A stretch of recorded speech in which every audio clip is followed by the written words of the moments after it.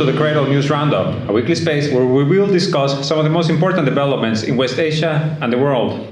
As you all know, the Cradle is a geopolitical magazine based in West Asia. My name is Esteban Carrillo. I am the head of news for the Cradle. As usual, I am joined by my colleagues, content creator and writer for the Cradle, Karim Shami, and investigative journalist, William Van Wagenen. So this week, we have plenty to talk about because Iran conducted a number of airstrikes around the region in response to the terror attack that hit the city of Kerman earlier this month. They hit Iraq, Syria, and Pakistan within the span of 2 or 3 days. And we also saw retaliation in the part of Pakistan. And as far as Iraq goes, they just, they seem very angry about what happened. They issued a very, very angry statements and, threatened to take this to the UN Security Council.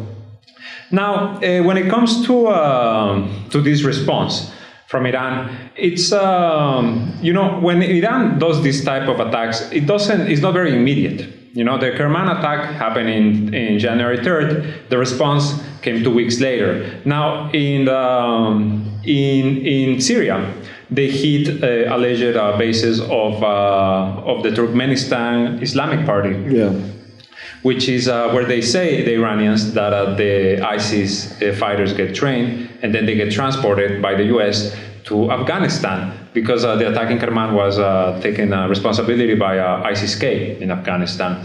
So they hit that. They killed, it's not really known how many people they killed, but there's many videos also. Yeah, so they hit many. They launched many ballistic missiles. They hit these at least a couple of headquarters.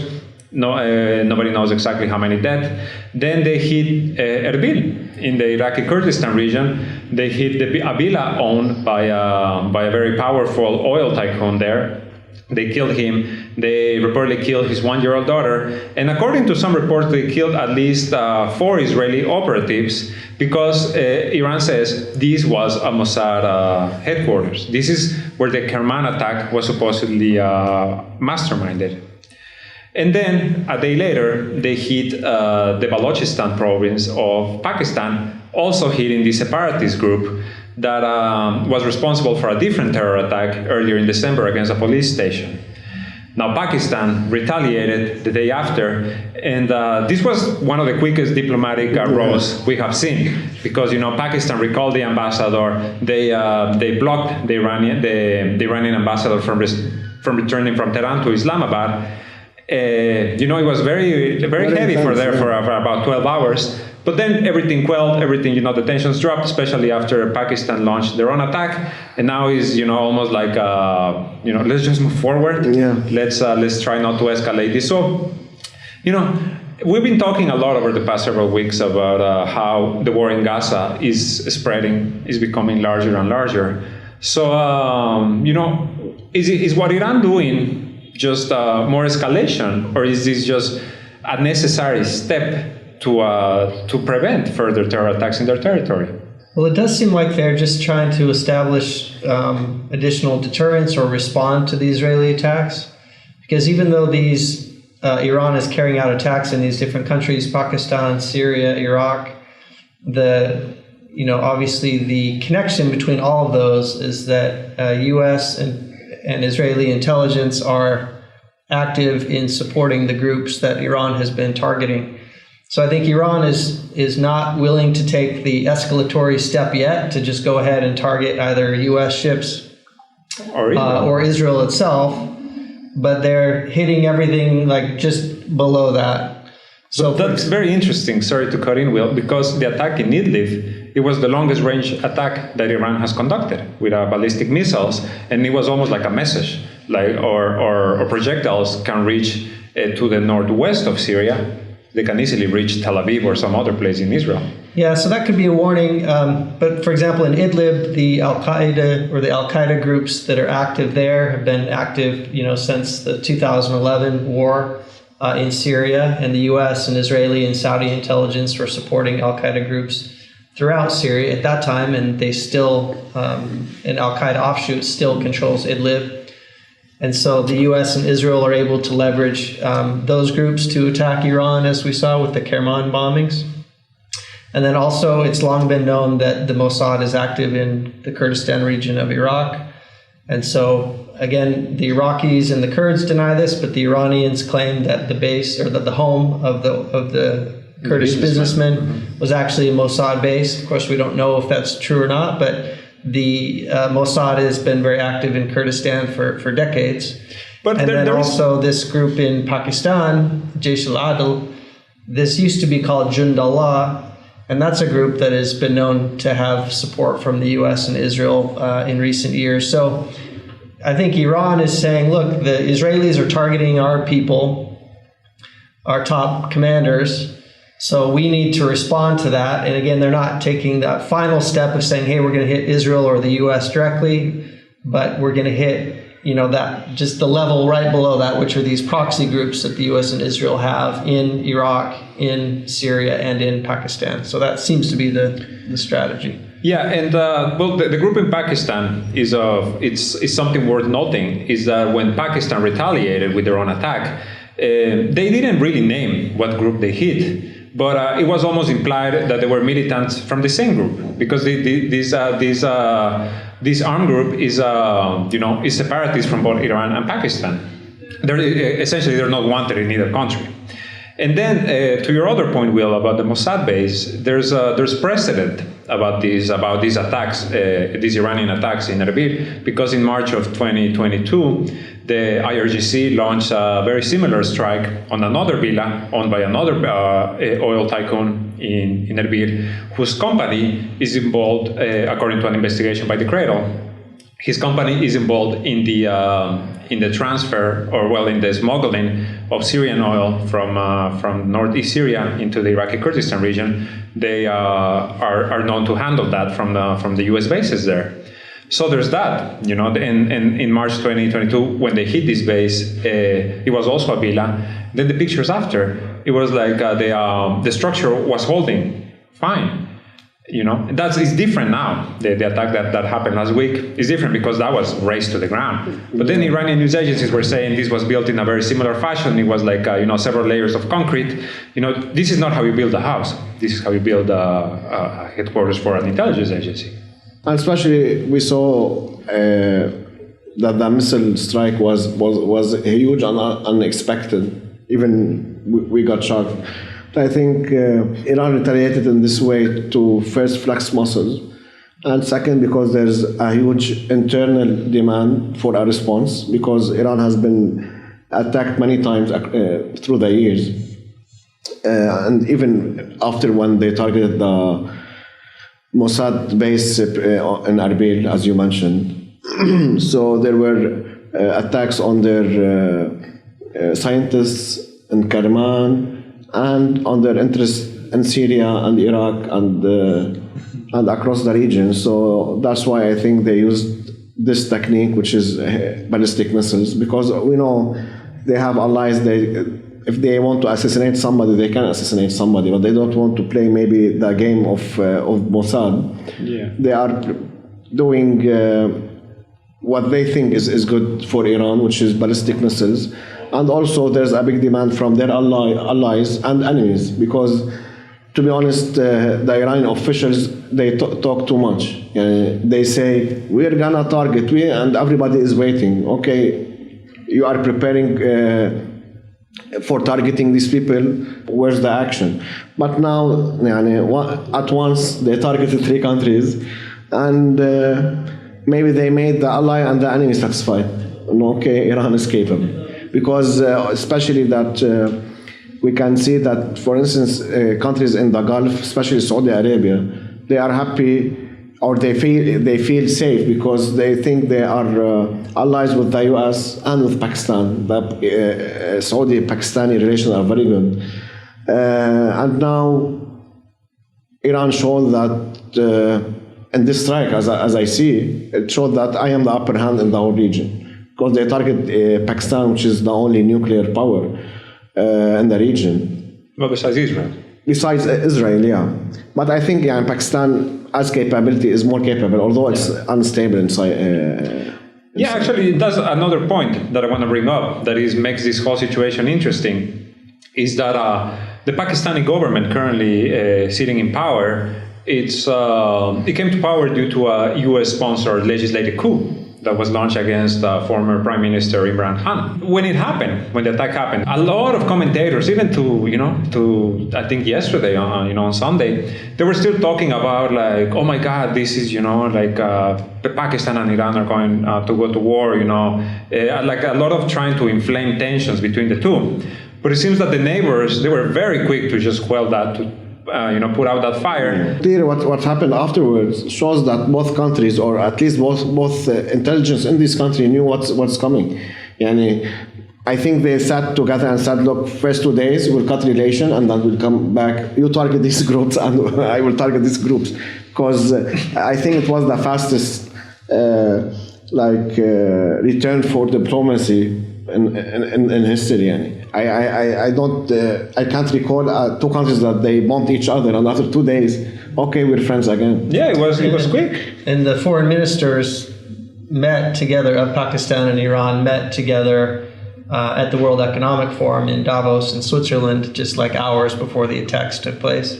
So it almost seems like, the Iranis and the Pakistanis, as you mentioned, they had an arrangement to kind of allow each other to bomb each other.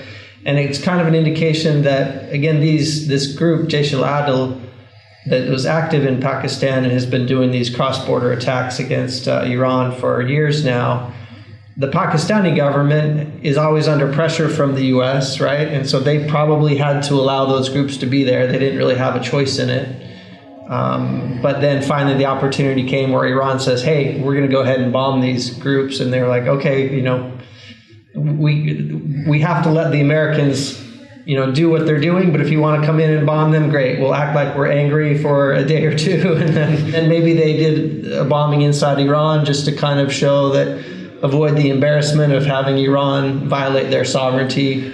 It's not just the foreign ministers that met earlier in the day of that attack.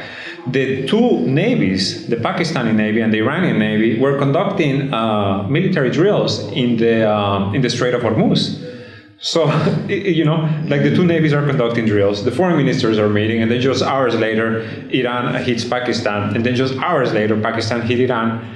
For a moment there, it seems like war is about to break out, and then everything just goes back to normal. It seems like Iran is just saying, look, the Israelis and the Americans have been supporting these type of groups, these militant groups for decades now, trying to cause problems within Iran.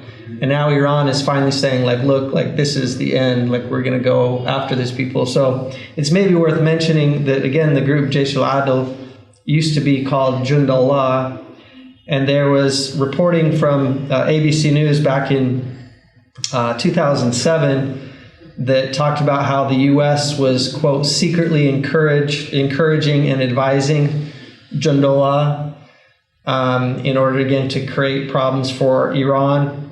And then there was another report in 2012 from Foreign Policy, which talked about a number of State Department memos from the George W. Bush administration that detailed how actually Israeli Mossad agents were posing as CIA agents to recruit people within Pakistan to join Jundullah to carry out these attacks.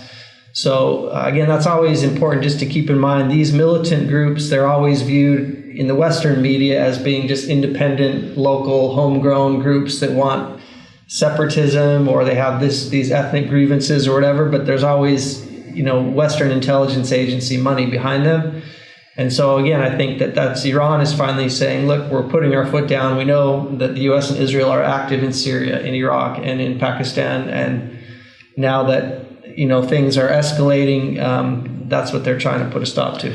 And to add to that, Seymour Hersh in 2008 revealed that the Bush administration had secured funding for Congress to fund some of these groups, particularly in Balochistan, in the Balochistan province of Iran. So this has been going on for a while. And if you remember what was going on at that time, the Bush administration, the neoconservatives that were in control of U.S. foreign policy, that was a time when they were making plans to attack the 7 countries in 5 years. So this started back in 2001 or 2002. They made plans to attack, of course, Afghanistan, Iraq. But then also the idea was to attack Iran, Libya, etc. They had this list of countries that the neoconservatives wanted to take out. and they used the war on terror as the pretext.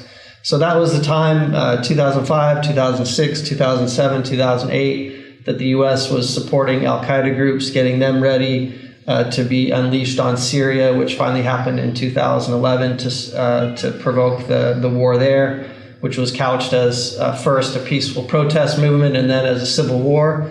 But again, it was always U.S., Saudi, Israeli intelligence that was forming these al-Qaeda groups and unleashing them on Syria in 2011. So again, they're doing the same thing towards Iran during that period as well.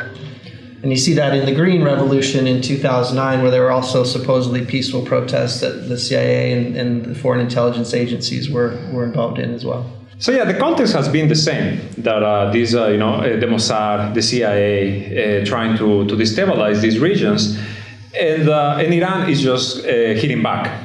It's just, as Karim said, they're showing that they're capable of responding and that they will not just accept these things. But then, after the attacks in Erbil and in Syria and in Pakistan, on Saturday, the Israelis bombed Damascus again, and they killed 5 IRGC commanders. And this was met with an immediate response, because the attack came in the early hours of the morning, and then at some point in the afternoon, the Iraqi militias, they dropped a salvo of ballistic missiles against the Ain al-Assad base in Iraq, which was described as the largest attack on a U.S. base since 7 October, since the start of the war in Gaza. And, the air defense systems activated, but still some of the missiles hit. And to this point, the U.S. only says there's been a few injuries. The U.S. has always been very, very quiet about disclosing whether, service members die or not. But at this point, it almost feels like the White House, well, this has been their modus operandi, that we can do as we want, but then when someone retaliates, it's like, oh my God, how dare they hit us? But now it's just becoming more intense. So I don't know, if there's gonna be, we should expect more of a response now. It's like the Israelis do something, the Iraqis or the Iranians or Hezbollah retaliates, and then the other side again retaliates. So what's next? The attack on Saturday on the Ain al-Assad base, this came from the Iraqi resistance. Are we going to see Iran hit another position, and then when? Are they going to hit Erbil again? Or what are they going to hit? Well, it just seems like in the axis of resistance, as we know, the different groups, Ansar Allah in Yemen, the Islamic resistance in Iraq, Hezbollah in Lebanon, these are independent groups. Iran doesn't control them, but they are coordinating very closely, and it just seems like we're getting closer and closer to a full-on proxy war between the U.S. and Israel on one side, and then Iran and the allied resistance groups on the other. I guess it's already essentially happening. And one thing that was interesting was that over the weekend, the Washington Post published an article speaking specifically of Yemen and Ansar Allah. And basically it talked about how, quote, the Biden administration is crafting plans for a sustained military campaign targeting the Houthis or Ansar Allah in Yemen.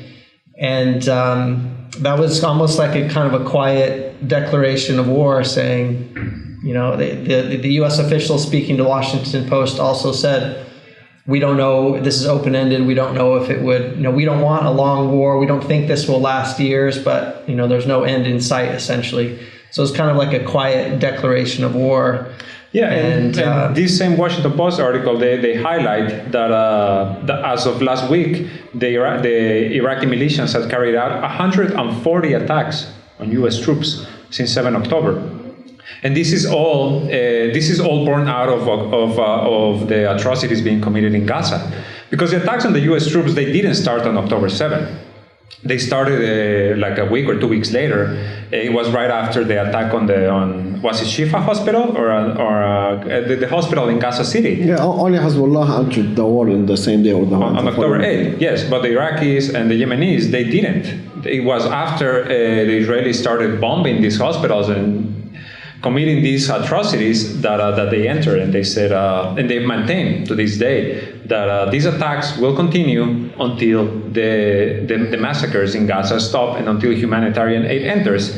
But neither Israel nor the US seem to be willing at all to take that step. So, and at the same time, it's almost like they're asking themselves, like, oh my God, why are they attacking us? Why do they keep attacking us? And now let's move to Yemen. Because the situation in Yemen, it's continuing as it was the last time our listeners joined us.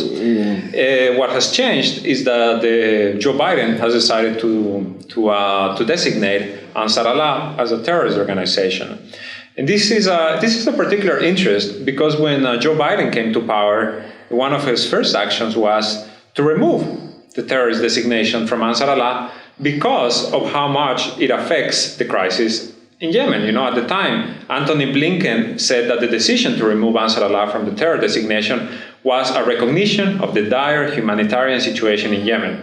Well, today we are January 2024. The dire humanitarian crisis in Yemen has not changed at all.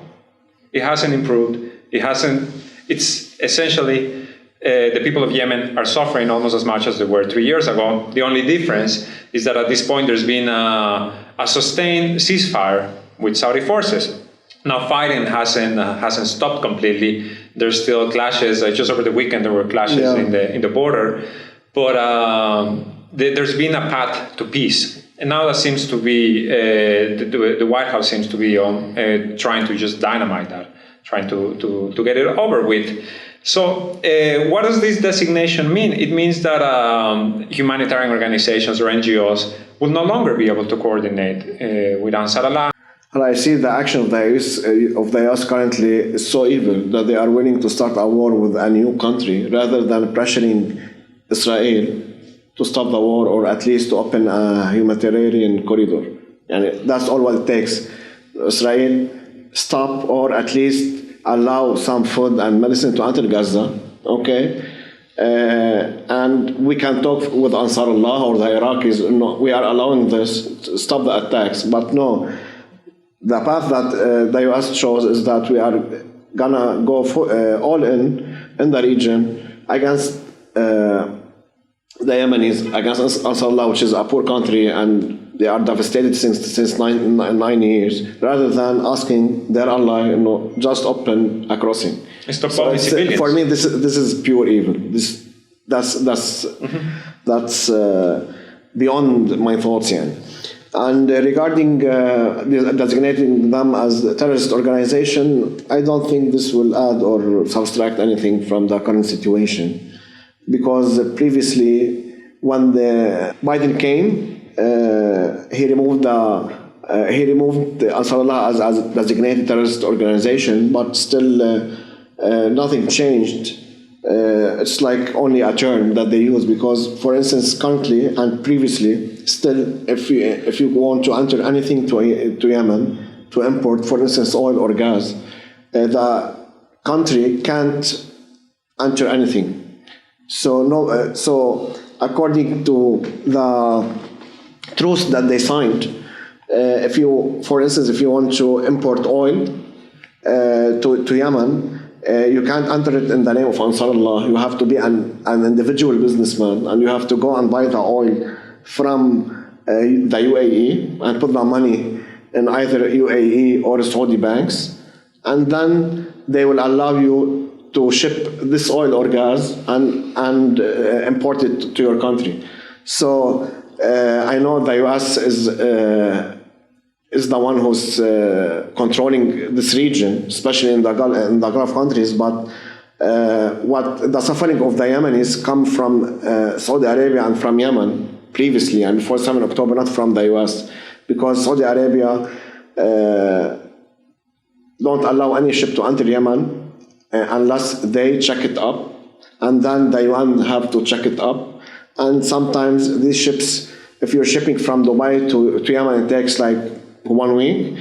So this inspection might take sometimes months, 3 months, and then the Saudi Arabians will allow, okay, this ship can enter Yemen. Yeah, and like between 2021 and 2022, there was like weekly reports from the Yemenis that ships carrying humanitarian aid or fuel for the port of Hodeida that had UN approvals, that had been inspected by the UN in Djibouti, that on their way they would be grabbed by the Saudis, by the Saudi-led coalition, and essentially taken away.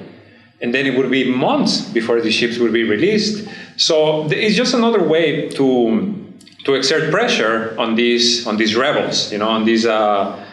A U.S. senator called them a bunch of goat herders. They always try to play them down. They always try to make them seem like it's smaller group. Exactly, just like not even ISIS. Somehow ISIS is more organized than Ansar, when it's the complete opposite. How U.S. planners were planning for a sustained military campaign that may last a long time. The National Security Advisor, U.S. National Security Advisor Jake Sullivan, he made comments at Davos at the World Economic Forum that also indicated that the U.S. is actually wanting to escalate the conflict. He said, we have to guard against and be vigilant against the possibility that, in fact, rather than heading towards de-escalation, we are on a path of escalation that we have to manage. So it's just kind of an admission that, hey, they know that they're on a path of escalation and they've decided to go down that road and they're fine with it. So again, a big question is whether that escalation is going to come in Lebanon. I don't know if you guys want to talk about that today, but that's Israeli commanders have been making a lot of noise recently that, hey, they want to come to Lebanon as well, Well, that's the dream for Netanyahu. To defeat Hezbollah. It's not just about defeating Hamas, it's about defeating Hezbollah, it's about defeating Iran. He just wants to be the champion of the children of light, as he likes to call him and the people that follow him. But actually, no, what I wanted to mention was that I believe this thing about escalation that the US is talking about, that we're heading down the path of escalation, it's a self-fulfilling prophecy for them because they are the ones doing the escalation. And just to, as evidence of this is the ceasefire that we saw in Gaza, the 2-week ceasefire. Because when you see the reporting on Western media, there's always this, in parentheses, they always put, the Houthis say that they will stop their attacks on commercial ships if a ceasefire is achieved in Gaza. Almost as if, they say that. We don't know if they will do it. But we already saw it. We already saw it happen during when Israel and Hamas reached that, I think it was 2-week ceasefire. It was not just the fighting in Gaza that stopped. It was also the attacks on U.S. bases that stopped. And it was also the action from the Yemenis that stopped. And from Hezbollah, too. And from Hezbollah, yes. So there is evidence. There has been tangible evidence that their word can be trusted.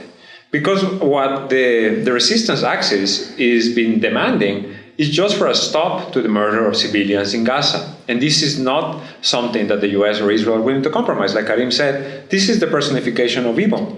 You have the answer in your hands.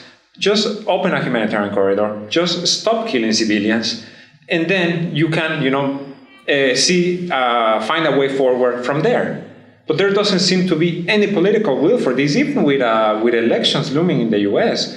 Where Biden is seeing, he's trailing behind Trump, and he's still doubling down on his support for Israel. Even there was a report recently that I believe may have been the New York Times. It was some U.S. outlet that said that neither Biden nor Netanyahu have spoken in weeks over the phone, and that their last phone call essentially ended with Biden, hanging up on Netanyahu. I think they just barely spoke again a few days ago. Yeah, so it's like... I think it was imaginary, because what happened is that Biden went and said that, Netanyahu agrees on the two-state solution. And then after a couple of hours, Netanyahu tweets, the Israeli army must control everything west of Jordan. Yeah, from the river to the sea. Yeah, from the river to the sea. So this means that no. Yeah, no, and today, Biden being delusional again. This the member of the Supreme Political Council in Yemen, Mohammed Ali Al-Houthi, he highlighted that 64 commercial ships have crossed the Red Sea safely after raising a banner denying any relationship to Israel. And we're seeing this more and more. We're seeing these commercial ships trying to transit the Bab el-Mandeb Strait, that in their transponder they put no contact Israel, no relation Israel.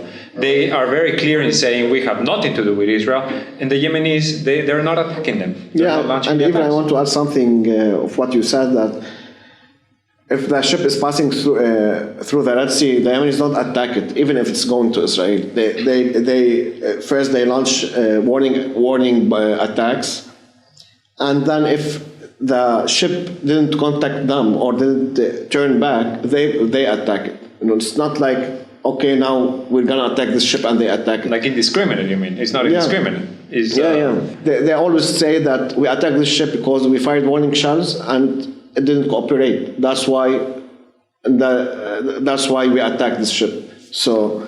Yeah, and it's interesting that in all of the Western reporting in the Wall Street Journal or the New York Times, when they do discuss Ansar Allah targeting ships in Bab el-Mandeb or in the Red Sea, they always say, well, the Yemenis said they're only going to target Israeli-linked ships, but actually they've been targeting ships randomly.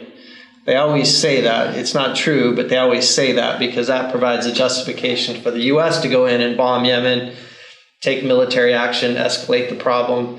But it's actually the U.S., by bombing Yemen, that has made more commercial ships, oil tankers, etc., reluctant to go through the Red Sea and through the Suez Canal. So it's actually the U.S. escalation that's really making it worse. It was the U.S. that ordered shipping and all these different things, causing these supply chain issues that are resulting from it. If it was just ships that were Israeli linked, and we know that Ansar Allah is just targeting those, that wouldn't be causing these worldwide type problems, but it's the U.S. escalating that's causing the problem. It's the mentality of the U.S. For instance, if a Russian plane came close to an American plane, the Russian plane flew carelessly. Flew there in a dangerous way, or if a ship passed through an American ship, they passed with us in a dangerous way. So the Americans are the only ones who know how to fly, to sail, and to drive. And even in Syria, they say, once there's a video and they said that, a Russian tank passed by us in like dangerous way also. Come on, it's a tank, 2 roads. But it seems like that's it. It's just let's start more wars. It's not about ending wars, even though that was Biden's campaign promise. Let's end these forever wars. It seems it's just let's start more wars because this is how you build the arsenal of democracy, as Biden likes to call it, to give a few counties in the U.S. some billions. That everything else is just going to go into the weapons companies' pockets. They are the only ones benefiting from this in the end. And we're gonna continue to see this. We're gonna see how it develops. And because the Yemenis, what have they got to lose at this point? Yeah, 100%. Especially that still, I think yes, of course. Especially they didn't retaliate till now.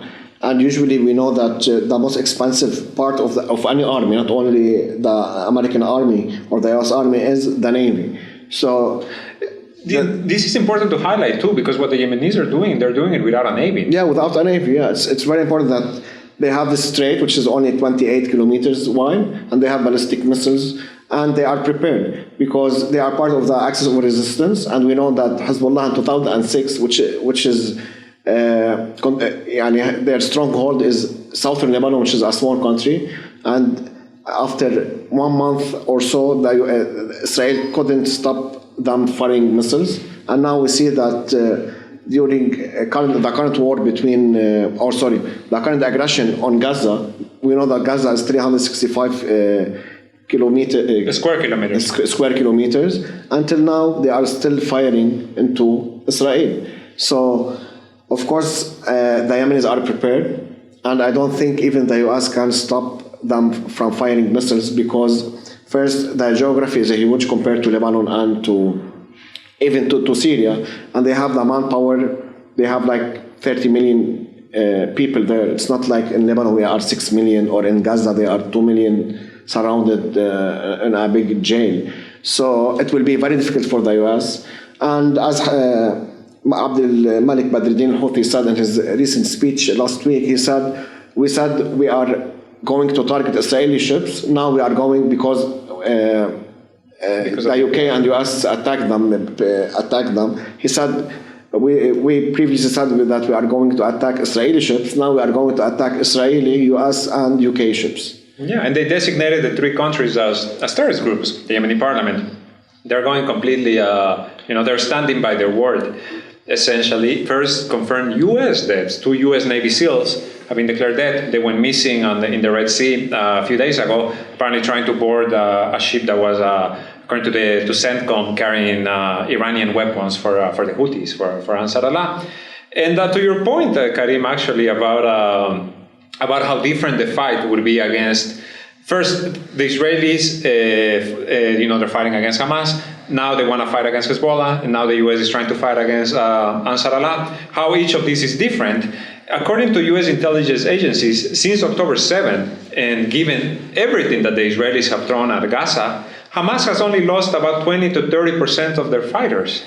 So if you take that and you apply it to Hezbollah, and then you apply it to Yemen, they do not have a win in hand, the U.S. and Israel, unless we're talking about nuclear weapons, or unless we're talking about mobilizing, tens of thousands of troops, which NATO is actually doing. NATO is doing an exercise this week, their largest since the end of the Cold War, with 90,000 troops, thousands of warships, thousands of jets. Now, this is being done in Europe to prepare to fight Russia, which is the war that NATO seems to be really inclined to fight.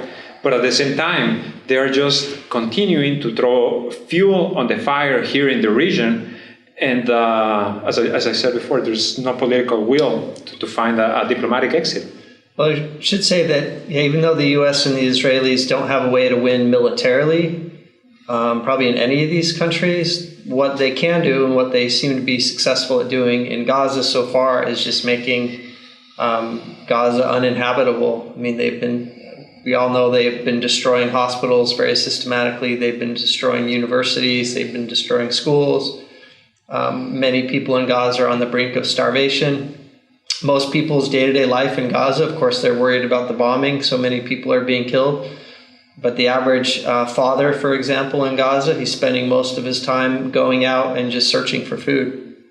Searching for water, trying to find if there's a place where there's humanitarian aid available from some place or another, getting food from other families that they might know. Like, that's a huge, huge concern. And so the question is, the longer that this goes on, will the Gaza Strip become totally uninhabitable? And we saw that again in the war in Yemen since 2015, where the Saudis, the Saudi-backed coalition with U.S. and UK support, they were not able to defeat Ansar Allah, but they sure were able to cause a huge humanitarian crisis and have make sure that there were cholera outbreaks and, again, people malnourished and starving. So there's no military solution for the U.S. and Israel, but the question is, can they just impose so much human suffering that it's just impossible for people in Gaza, for example, to keep living? It seems like that may be their only winning card, and they're so barbaric that they don't mind playing that card. So the stated goal in Gaza has been to eradicate Hamas. That's it. That's what the Israelis, that's what their whole plan is supposed to be. But the army themselves, they acknowledge that this is not plausible. This is not plausible without killing loads more of civilians. And also, you do not kill an ideology. We have seen it with ISIS. We have seen it with Al-Qaeda. We have seen it in across the world during these wars. You just do not kill an ideology. What you're doing is you're creating more soldiers. And that's going to be the case in Yemen too. Because even if Yemen right now is still in the grips of a humanitarian crisis, it could always be worse. If the US and the UK and NATO come in and they just start carpet bombing everything, what are they going to do? They're not going to end Ansar Allah. They're just going to create more soldiers. And it's the same going to be here in Lebanon. Because in Lebanon, they are, when the US officials come, they tell Lebanese officials, look at what's happening in Gaza. Because that's going to happen here. So they could, flatten these countries, but that is not going to put an end to any of these groups. And I should say, too, it's not just that you can't kill an ideology, because it's not just ideology that's driving Hamas or ideology that's driving Hezbollah. It's resistance to occupation that's driving Hamas. That's why there are many young men that fight for Hamas. That's why when the war began in Gaza, even many people who hated Hamas, that were Fatah supporters, for example, they now support Hamas because they're resisting Israeli occupation. The West Bank support for Hamas has gone Israeli aggression. So it's not about even that this is about, oh, how do you kill an ideology? You can't kill an ideology. It's that as long as there is occupation, there will be resistance. And if before Hamas was formed in 1987, there was the PLO. There were secular nationalists, there were Marxists, there were different groups, Palestinian groups that were fighting against Israeli occupation. And even if Hamas somehow could be destroyed and their ideology could be wiped out, there would still be Palestinians resisting occupation. So that is how the conflict could really end. Either the Israelis need to be so barbaric and successfully just wipe out and destroy all of Gaza and get rid of all 2.3 million inhabitants, or if they don't do that, there will be continued resistance, whether Hamas as an organization or as an ideology exists. That seems to be their plan. At least to this point, that seems to be their plan. They have been very clear about it. Ben-Gvir to this day keeps talking about sending 100,000, 200,000 Gazans to countries around the world, and then like as a pilot program. This is about the ethnic cleansing of this of the Gaza Strip, and that's not even getting into what's happening in the West Bank, which as we talk is continuing to be come under raids, come under attack now. There's almost maybe not daily, but there's constant drone strikes there, something that wasn't really happening before. And the Lebanese border is heating up more and more. They continue to hit deeper into Lebanon. We've spoken about what's happening in Yemen, in Iraq, the same thing. The US is bombing Baghdad. The resistance is hitting back. Now Iran is launching attacks. So this is a snowball that is just getting bigger and bigger. And the people who have the actual power to put a stop to this, which is the US government, because what they can do is just stop the flow of weapons to Israel. Because without the weapons coming from the US, Israel cannot conduct the military operations it has been doing in Gaza since October 7. But that seems to be, an impossible ask. So I think we can leave it there for this week, guys. Thank you all for joining us today. We hope to see you back next week. Please subscribe to our channel and follow us on X, on Telegram, and on Instagram. For the Cradle News Roundup, my name is Esteban Carrillo. As usual, I have been joined by Karim Shami and William Van Wagenen.